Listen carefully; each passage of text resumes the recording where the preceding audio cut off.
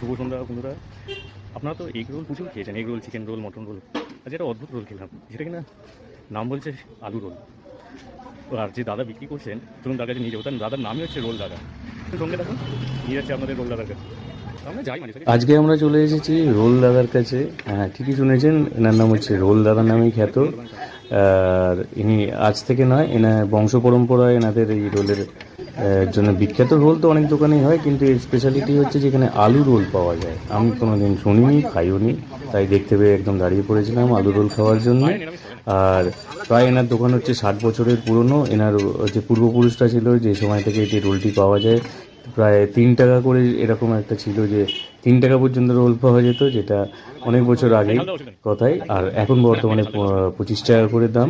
আর এই জায়গাটি হচ্ছে, যদি মেডিকেল কলেজটির মালিকী মেডিকেল কলেজের 3 নম্বর গেটের ঠিক উল্টো দিকে একটি রাস্তা ঢুকে গেছে, যেটি